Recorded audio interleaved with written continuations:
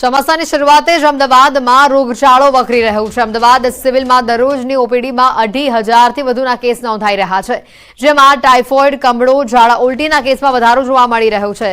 ઝાડા ઉલટીના કેસોની વાત કરવામાં આવે તો ચાલુ મહિને ઝાડા ઉલટીના 97 કેસ નોંધાયા છે, તો ટાઇફોઇડના 7 કેસ, જ્યારે વાયરલ ઇન્ફેક્શનના 58 કેસ નોંધાયા છે, ત્યારે ગત મહિને કમળાના 186 કેસ નોંધાયા હતા।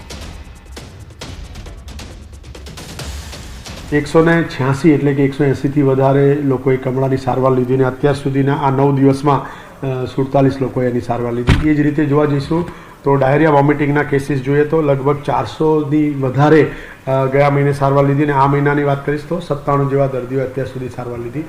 એ જ રીતે વાયરલ ફીવર ગયા મહિનામાં 650થી વધારે કેસ હતા અને અત્યાર સુધી 58 છે। મેલેરિયા, ડેન્ગ્યુ અને એના કેસીસમાં હજુ એ દેખાયા નથી। ઇન શોર્ટ 2-4 એકલ દોકલ કેસ જોવા મળે છે। દ્વારકાથી વધુ સમાચાર આવી રહ્યા છે। કેટલાક વિસ્તારોમાં ઈયળોનો ઉપદ્રવ જોવા મળી રહ્યો છે। કલ્યાણપુરના મેવાસા અને કરણધારમાં ઈયળો જોવા મળી રહી છે।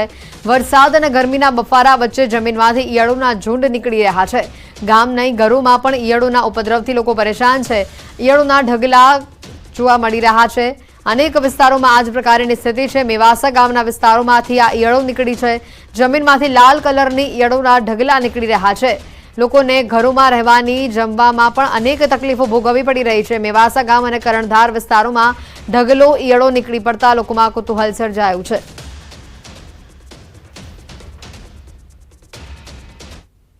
દક્ષિણ ગુજરાતમાં સિઝનમાં ડાંગરનું મબલક ઉત્પાદન થઈ રહ્યું છે। પોષણક્ષમ ભાવ આપવા અને નિકાસની ડ્યુટી ઘટાડવા મુખ્યમંત્રીને રજૂઆત કરી હતી।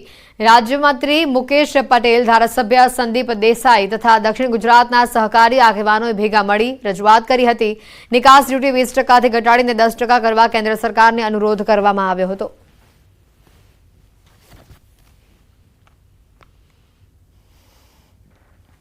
અમદાવાદમાંથી વધુ સમાચાર। ભરતીને લઈને મોટા સમાચાર આવી રહ્યા છે। એમસીના વિવિધ ભાગોમાં ભરતી થશે। વિવિધ ભાગોમાં 750થી વધુ સ્થાનો પર ભરતી કરવામાં આવશે।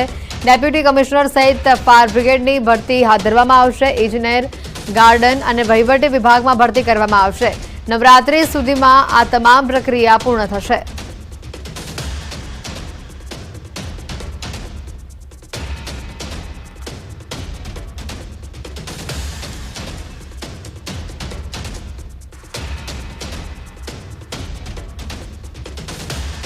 ભરતીને લઈને મોટા સમાચાર। 3 deputy commissioner, chief fire officer, additional chief fire officer, 2 deputy chief fire officer, 3 સહાયક સ્ટેશન ઓફિસર, 10 સહાયક સબ ઓફિસર, 102 સહાયક fireman, principal, director general garden, 42 assistant manager, 612 સહાયક જુનિયર ક્લાર્ક, 119 સહાયક ટેકનિકલ સુપરવાઇઝર, આ તમામ જગ્યા પર ભરતી કરવામાં આવશે।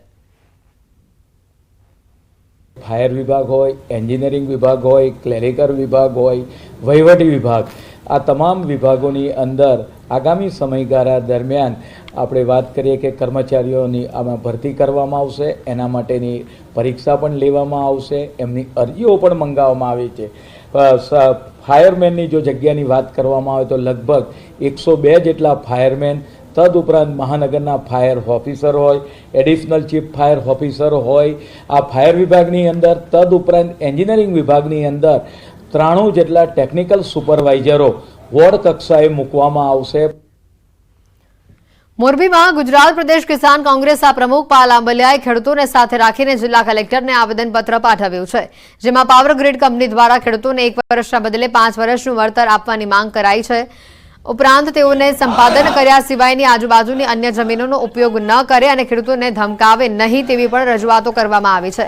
અહીંયા માળિયા, મિયાળા અને હળવદ તાલુકામાંથી પાવર ગ્રીડ કંપનીનો 765 કેવીનો હેવી વીજ લાઇન પ્રોજેક્ટ પસાર થાય છે। મોરબી જિલ્લાના હળવદ અને માળિયા તાલુકામાંથી જે પાવર ગ્રીડની 765 કેવીની લાઇન નીકળે છે એનું જે ક્ષુલ્લક વળતર આપીને એક થાંભલાએ 50,000, 54,000, 70,000 જેવી આપીને જે ખેડૂતોની મહામૂલી કિંમતની જમીન છે, આ જમીનનું વળતર બહુ ઓછું છે।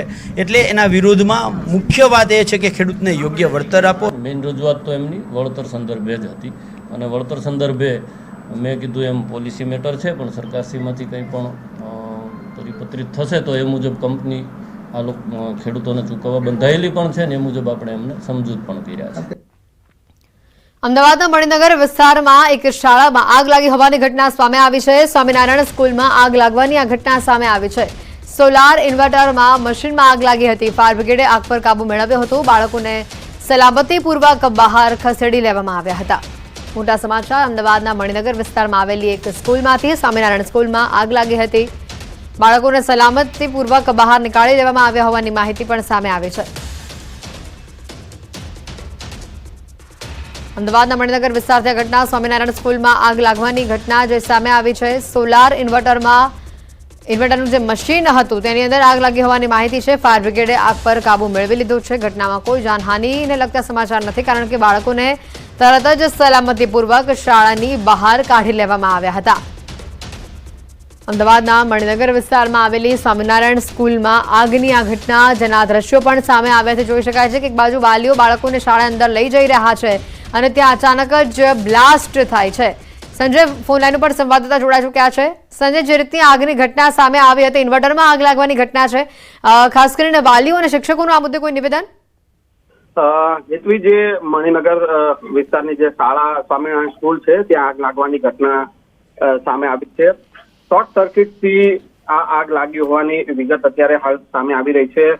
સોલાર ઇન્વર્ટરમાં મશીનમાં જે આ આગ લાગી હતી ને તેમાં શોર્ટ સર્કિટ થયો હતો અને એક સ્પાર્ક થયો હતો, મોટો સ્પાર્ક થયો હતો અને તેના કારણે ક્યાંક ને ક્યાંક જ્યાં સ્કૂલના જે શિક્ષકો છે, બાળકો છે, તેઓ પણ ગભરાઈ ગયા હતા. જોકે ફાયર બ્રિગેડની જે આ ઘટનાની જાણ ફાયર બ્રિગેડને કરવામાં આવી હતી અને ફાયર બ્રિગેડ ઘટના સ્થળે પહોંચી અને આગ ઉપર જે છે તે કાબુ મેળવી લીધો છે. બાળકોને સલામતપૂર્વક જે છે તે અન્યત્ર ખસેડવામાં આવ્યા છે, એટલે કે આ ઘટનામાં કોઈ જાનહાનિ થઈ નથી. જોકે ચોક્કસથી આ ઘટના જ્યારે મોટો સ્પાર્ક થયો ત્યારે બાળકો અને સ્કૂલના શિક્ષકો પણ ગભરાઈ ગયા હતા. જી સંજય, આ ઘટનાને લઈને શાળા સંચાલકનું કોઈ નિવેદન? ઘટના જે છે તે શોર્ટ સર્કિટથી બની હોવાની વિગત અત્યારે સામે આવી રહી છે. ફાયર બ્રિગેડે તાત્કાલિક ઘટના સ્થળે પહોંચી અને આગ ઉપર કાબુ મેળવી લીધો છે. ચોક્કસથી કઈ શાળા સંચાલક પણ એ જ જણાવી રહ્યા છે કે આ ઘટના ક્યાંક ને ક્યાંક જે છે તે શોર્ટ સર્કિટના કારણે થઈ છે. જોકે બાળકો ને સલામત રીતે ખસેડી દેવામાં આવ્યા. સંજય, આભાર માહિતી બદલ.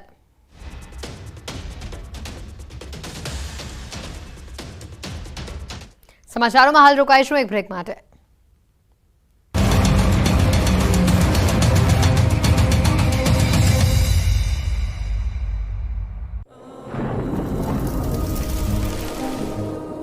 જળવાયુ પરિવર્તનનું જોખમ આપણા દરવાજે પહોંચી ગયું છે. હવે જરૂર છે એક મોટા ક્રાંતિકારી બદલાવની, અને આનો પ્રારંભ થશે 140 કરોડ ભારતીયોથી. આ ક્રાંતિ શરૂ થશે એક વૃક્ષથી. એક વૃક્ષ માનવતા માટે, એક વૃક્ષ આ ધરતી માતા માટે, એક વૃક્ષ આપણા ભવિષ્ય માટે. પ્રોજેક્ટ વન ટ્રી, ન્યૂઝ 18 નેટવર્કની એક મોટી પહેલ. કોરોના પાણી ફરી વળ્યા, વાહન ચાલકોને હાલાકીનો સામનો કરવો પડ્યો. લાઠી અને ધારી પંથકમાં વરસાદી દીવાવાળી કરતા રોડ પર જળ પ્રલય જેવા દ્રશ્યો સામે આવ્યા. ધારીના જર, મોરજર, છતિયા, માણાવાવ સહિતના ગામોમાં વરસાદથી રોડ પર પાણી જોવા મળ્યું. સાવરકુંડલા ગ્રામ્ય વિસ્તારોમાં વરસાદી માહોલ જામ્યો. સાવરકુંડલાના સિમરણ, જીરા, બોરાળા, નાના ભમોદરા સહિતના આસપાસના ગ્રામ્ય વિસ્તારોમાં પણ વરસાદથી અંદાતા ખુશ થયા. સુરેન્દ્રનગર શહેર બાદ ધાંગધ્રામાં પણ સવારથી ઘેરાયેલા વાદળો અંતે વરસી પડ્યા. ધાંગધ્રા શહેર અને ગ્રામ્ય વિસ્તારોમાં વરસાદ પડતા રોડ પાણી થયા.